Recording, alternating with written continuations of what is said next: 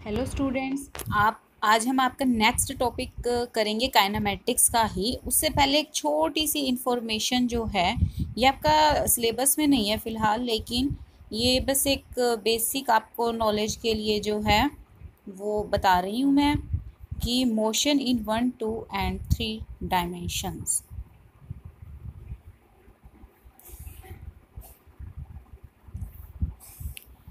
इसमें इसमें क्या है, मोशन इन वन डायमेंशन क्या होता है कि जब आप एक ही डायमेंशन यानी कि एक ही डायरेक्शन की बात करते हो, तो वो होता है हमारा मोशन इन वन डायमेंशन। यानी कि जब आप अपने ये जो कोऑर्डिनेट एक्सिस लेते हो, ये एक्स एक्सिस, ये वाई एक्सिस या जेड एक्सिस, कैसे भी ले सकते हो आप, वाई यहाँ पर भी ले सकते हो, जेड यहाँ ले लो, वो आपकी मर्जी है।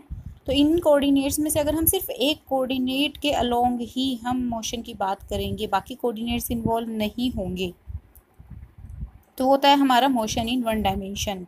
वो एक्स एक्सिस के लॉन्ग भी हो सकता है, वाई एक्सिस के लॉन्ग भी हो सकता है, और जेड एक्सिस के लॉन्ग भी हो सकता है। जैसे एक मोशन जो है स्ट्रेट लाइन में है, कोई कार जो है एक स्ट्रेट पाथ पर मूव कर रही है, या ट्रेन जो है रेलवे ट्रैक पर मूव कर रही है, तो वो उस रेलवे ट्रैक को छोड़कर नहीं जा सकती। कार जो है वो एक पाथ को छोड़कर नहीं जा सकती, वो उसी पर चलेगी। तो वो है हमारा मोशन इन वन डायमेंशन। ऐसे ही मोशन इन टू डायमेंशन, जहाँ पर हम दो डायमेंशंस यानी कि दो डायरेक्शन की साइमल्टेनियसली दोनों डायरेक्शंस की बात करते हैं, वो होता है हमारा मोशन इन टू डायमेंशन, या फिर टू डायमेंशनल मोशन भी कहते हैं। यानी कि हम एक्स एक्सिस, ये जो एक्सिस कोऑर्डिनेट एक्सिस होते हैं उसके ऊपर हम दो एक्सिस को लेकर चलते हैं, वो होता है हमारा मोशन इन टू डायमेंशन। तीन में से हम दो कोऑर्डिनेट्स को जो है उनको मेज़र करते हैं, उन्हें स्टडी करते हैं, कहते हैं उनकी पोजीशन वगैरह जो हम बताते हैं। जैसे हम वेलोसिटी और टाइम, अगर आप ग्राफ पढ़ोगे तो वो उसके अकॉर्डिंग आते हैं।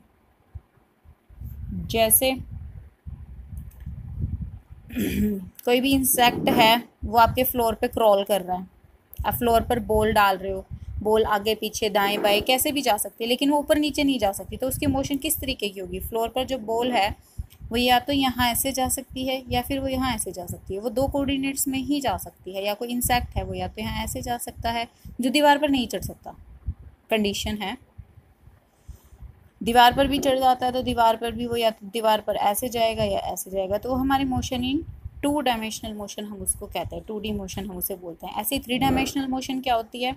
अगर हम तीनों कोऑर्डिनेट्स का यूज़ कर रहे हैं, अगर हम तीनों कोऑर्डिनेट्स का यूज़ कर रहे हैं, तो वो हमारी 3 डायमेंशनल मोशन होती है। जैसे पतंग है, आसमान में हम पतंग उड़ाते हैं, तो उसमें हमारी तीनों डायमेंशंस आ जाती हैं। जैसे पतंग हमारी ऊपर नीचे भी जा सकती है, दाएं बाएं भी जा सकती है, आगे पीछे भी जा सकती है।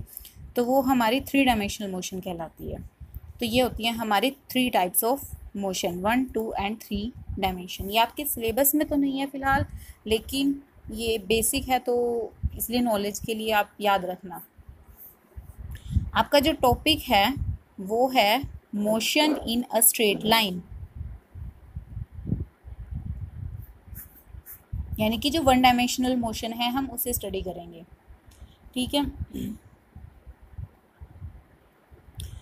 तो इस मोशन में क्या होता है, एक जो पॉइंट ऑब्जेक्ट होता है, पॉइंट ऑब्जेक्ट क्या होता है? जो डिस्टेंस जो कवर करता है वो बहुत लार्ज है as compared to its size, तो वो हमारा पॉइंट ऑब्जेक्ट होता है। तो इसमें क्या होता है मोशन इन स्ट्रेट लाइन में, कि इस मोशन के अंडर जो है पॉइंट ऑब्जेक्ट जो है एक डेफिनेट पोजीशन पर होता है on the path at each instant of time, हर एक इंस्टेंट ऑफ टाइम पर।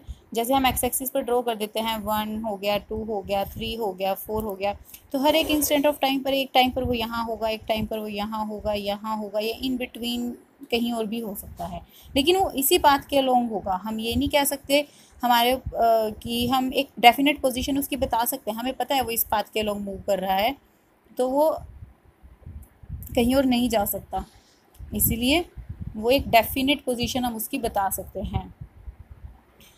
तो हम इसे कैसे रिप्रेजेंट कर सकते हैं? किसी भी जो ऑब्जेक्ट है, पॉइंट ऑब्जेक्ट है, किसी भी इंस्टेंट ऑफ टाइम पर उसकी पोजीशन को अगर हमें स्पेसिफाई करना है, यानी कि एक्स पोजीशन है अगर उसकी किसी भी टाइम में, तो हम उसे एक्स टी से रिप्रेजेंट कर देते हैं, या फिर और x is equal to f of T,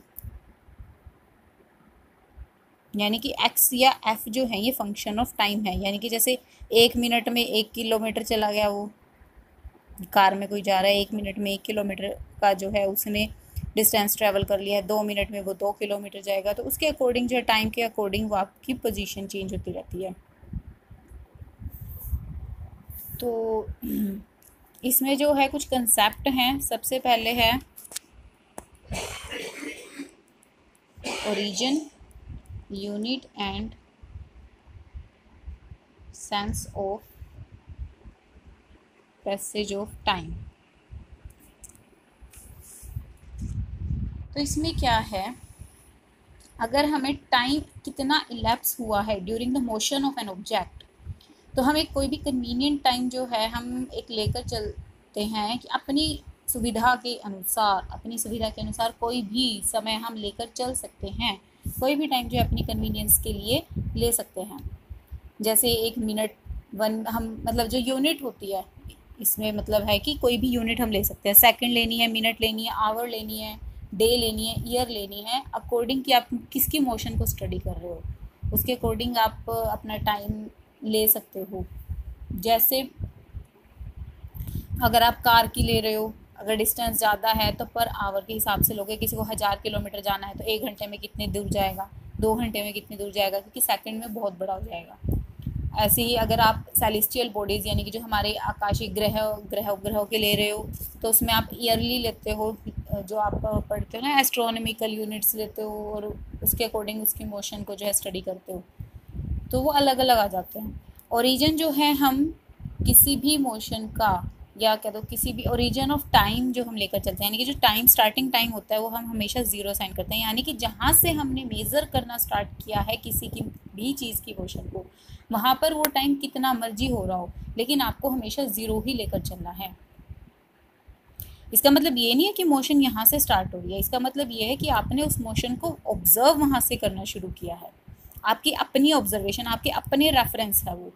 ये ऐसा हो सकता है कि आपकी कार, आप कहीं गाड़ी से जा रहे हो तो आप घर से चल दिए हो आप, लेकिन 1 घंटे बाद आपको कॉल आती है कि आप कहाँ तक पहुँचे, तो और वहाँ की दूरी जो है वो 2 घंटे है, फाइनल डेस्टिनेशन जो है वो 2 घंटे दूरी पर है। 1 घंटे बाद आपको कॉल आती है कि आप कहाँ पर हो, वहाँ से आपकी 1 घंटा और लगता है। तो जो जिसने कॉल किया वो ऑटोमेटिकली अंदाज़ा लगा लेते हैं कि वो 1 घंटे में पहुँच जाएगा आपकी अपनी फाइनल डेस्टिनेशन पे। तो जो उसके लिए टाइम है वो आपके लिए तो 1 घंटा बीत चुका है, लेकिन उसके लिए जो टाइम है वो ज़ीरो रहेगा, क्योंकि उसने यहीं से मेज़र करना शुरू किया है टाइम को। तो यहाँ से आपकी आ जाती है, ये आपका ऑब्जर्वेशन पॉइंट है, किसी का भी हो सकता है, जो इसे हम ज़ीरो लेकर चलते हैं। मान लीजिए जैसे कि एक पर्सन है, उसने 9 बजे अपने घर से वो निकला है कार के थ्रू एक स्ट्रेट रोड पर। एक शहर आता है बीच में, ए पॉइंट पर है, कोई भी सिटी ए नाम दे दो, सिटी ए आती है, वो 80 किलोमीटर फ्रॉम हिज होम कह सकते हो, या ओ पॉइंट से वो 80 किलोमीटर के डिस्टेंस पर है, और वो यहाँ से 11 बजे जो है वो पास ऑन करता है, यानी कि वो 11 बजे ए सिटी में होता है। फिर वो नेक्स्ट जाता है बी सिटी में, जिसका जो डिस्टेंस है ओ पॉइंट से, ए से नहीं, ओ पॉइंट से जो है वो 100 किलोमीटर है, और वो वहाँ पर 12 बजे होता है, 12 नून में।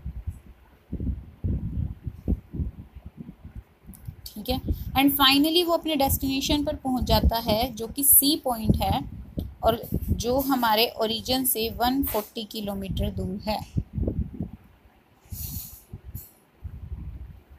वो यहाँ पर 2 बजे पहुँचता है, घर से चला है 9 बजे, ए पॉइंट पर वो है 11 बजे, यानी कि सिटी ए में वो 11 बजे है, सिटी बी में वो 12 बजे है, और अपने फाइनल डेस्टिनेशन पर वो 2 बजे है।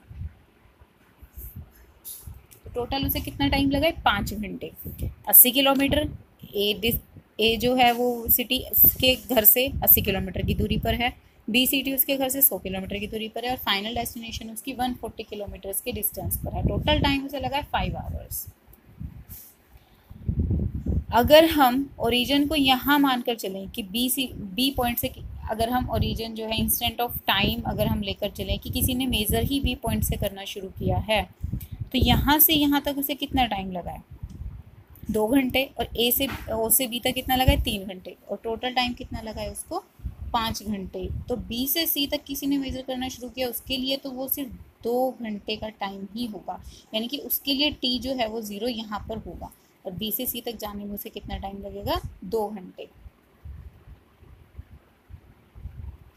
ठीक है, जैसे ओ से ए तक उसे लगा है 2 घंटा, ओ से बी तक टोटल 3 घंटे लगा है, और ओ से सी तक जो है उसको टोटल 5 घंटे लगे हैं। तो अगर अपने को बी से सी तक निकालना है तो कैसे निकालेंगे, ओ से सी तक का टाइम माइनस ओ से बी तक का टाइम, तो 5 माइनस 3 कितना आ जाएगा, 2 आवर्स, क्योंकि उसने मेजर जो है टाइम वो बी पॉइंट से शुरू किया है, उसका ओरिजिन जो है वो ये है।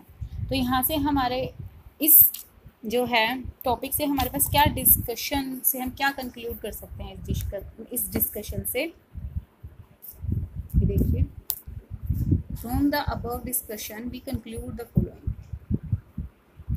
कि origin of time axis can be shifted to any point on the time axis. Origin को हम कहीं भी शिफ्ट कर सकते हैं, वो स्टार्टिंग में भी हो सकता है, मिड में भी हो सकता है, और एंड के बिल्कुल पास भी हो सकता है।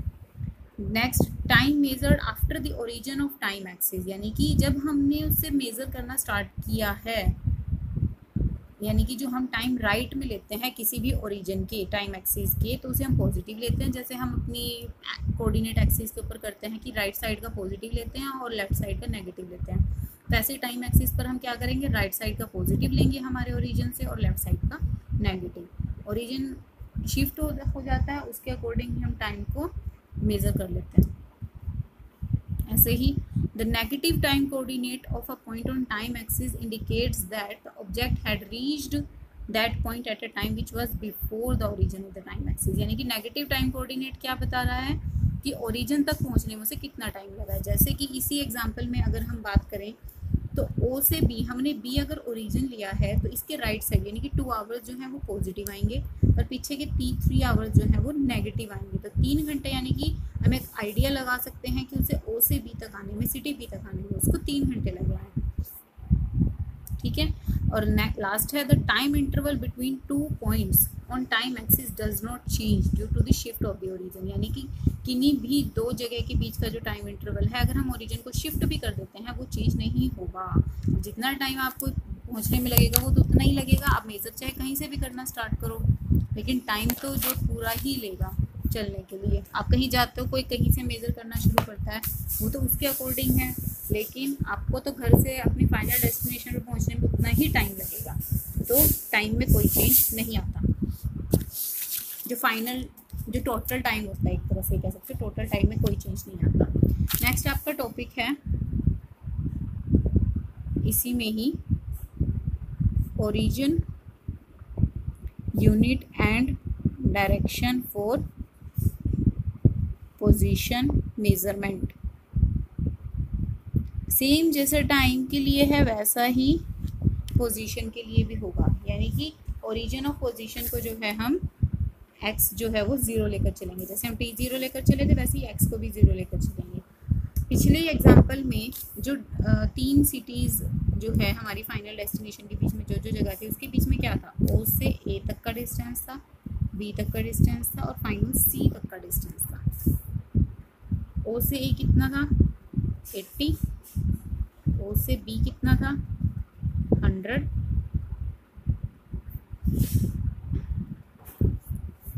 एंड ओ से सी कितना था, 140 किलोमीटर। तो इसमें भी हम जो इसकी लोकेशन है वो कहीं पर भी ओरिजिन शिफ्ट कर सकते हैं। हम यहाँ से मेजर करना शुरू कर सकते हैं, यहाँ से x = 0 आ जाएगा, यहाँ से यहाँ तक का डिफरेंस क्या आ जाएगा, 140 - 80 कितना हो जाएगा, 60 किलोमीटर्स।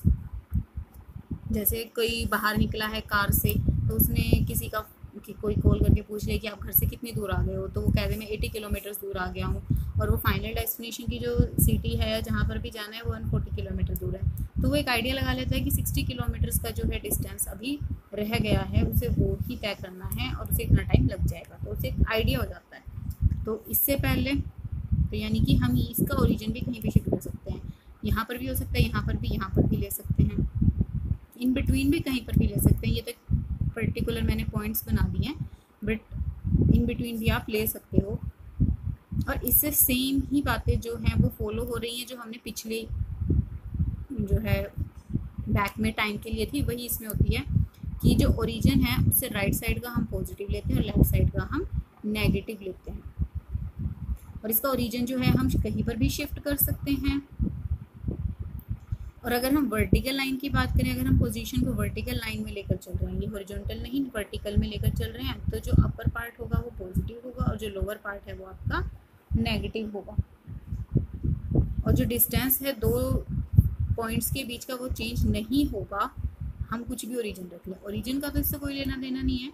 अगर हम ओरिजिन जो है ए से बी पर, बी से सी के बीच में कहीं पर भी शिफ्ट कर लें तो इन दोनों के बीच का डिस्टेंस थोड़े ना कम ज़्यादा हो जाएगा, तो वो हमेशा सेम रहेगा। तो ये है आपकी motion in a straight line. उसमें हम कैसे मेज़र करते हैं, कहाँ पॉजिटिव लेते हैं, कहाँ नेगेटिव लेते हैं, आप अपने कन्वीनियंस के हिसाब से कैसे ओरिजिन ले सकते हो, टाइम इंटरवल कैसे चेंज होगा। Same basic time interval same रहेगा, लेकिन आपकी पोजीशन की, आपके ओरिजिन की वजह से, चेंज ऑफ ओरिजिन की वजह से टाइम इंटरवल में क्या क्या चेंज आ जाएगा, वो सारा कुछ इसमें बताया हुआ है। इसके बाद थोड़ा एक और बेसिक है, स्केलर्स एंड वेक्टर्स। आपने पढ़े हुए हैं, शायद पढ़े भी होंगे। स्केलर्स और वेक्टर्स क्या होते हैं? स्केलर्स क्या होते हैं? जिसमें सिर्फ मैग्नीट्यूड होता है, जिसमें सिर्फ नंबर्स की बात करते हैं हम, दैट इज स्केलर्स। वेक्टर्स क्या होते हैं? जिसमें मैग्नीट्यूड, आगे आएंगे ये, इसलिए अभी सिर्फ बेसिक मैं बता रही हूँ। मैग्नीट्यूड प्लस डायरेक्शन दोनों होती है। जैसे मास हो गया, लेंथ हो गया, टाइम हो गया, ऐसे ही इसमें आ गया वेलोसिटी आ गई, डिस्प्लेसमेंट आ गई,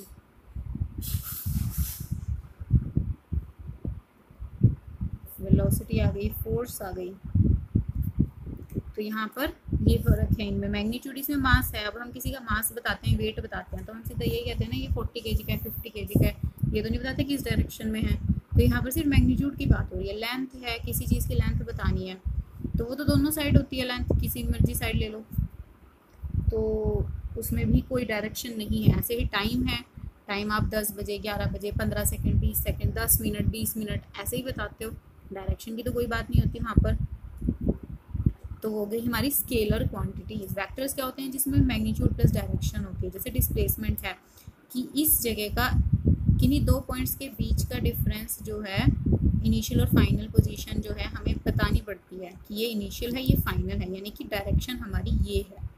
अगर हमारा इनिशियल पॉइंट यहाँ आ जाता है, ए आ जाता है, और फाइनल पॉइंट हमारा ये आ जाता है, तो डायरेक्शन ये हो जाएगी। जैसे कि अगर आप कहीं घर से मान लो स्कूल आ रहे हो, तो आपकी डायरेक्शन स्कूल की साइड होगी, आपकी डिस्प्लेसमेंट स्कूल की तरफ होगी। और स्कूल से घर आ रहे हो तो आपकी डिस्प्लेसमेंट जो है वो स्कूल से घर की तरफ होगी, घर से स्कूल या स्कूल से घर, तो आप वहाँ पर डायरेक्शन भी की बात कर रहे हो। ऐसे ही हमारी वेलोसिटी होती है, उसमें भी डायरेक्शन आती है। फोर्स है, आप किसी फोर्स की क्या होता है? डिस्प्लेसमेंट ओवर में टाइम, सॉरी वेलोसिटी क्या होता है? डिस्प्लेसमेंट ओवर में टाइम। डिस्प्लेसमेंट में डायरेक्शन है तो वेलोसिटी में ऑटोमेटिकली डायरेक्शन आ जाएगी। ऐसे ही फोर्स है, अगर आप कहीं फोर्स लगा रहे हो तो आपको ये डायरेक्शन देखनी पड़ती है कि आप किस डायरेक्शन में फोर्स लगाओगे ताकि वो काम करे। ऐसा तो नहीं है अगर आपको किसी को अपोज करना है, कोई आपको इधर डायरेक्शन में फोर्स लगा रहा है और आपको अपोज करना है तो आप उसके अपोजिट डायरेक्शन में फोर्स लगाओगे। अगर आपको किसी चीज़ को वैसे धकेलना है तो आप उसी के डायरेक्शन में फोर्स लगाओगे। तो यहाँ पर भी डायरेक्शन मैटर करती है। ठीक है, ये है आपके आज के टॉपिक। इसमें अगर कुछ नहीं समझ आता है तो आप पूछ सकते हो। Thank you.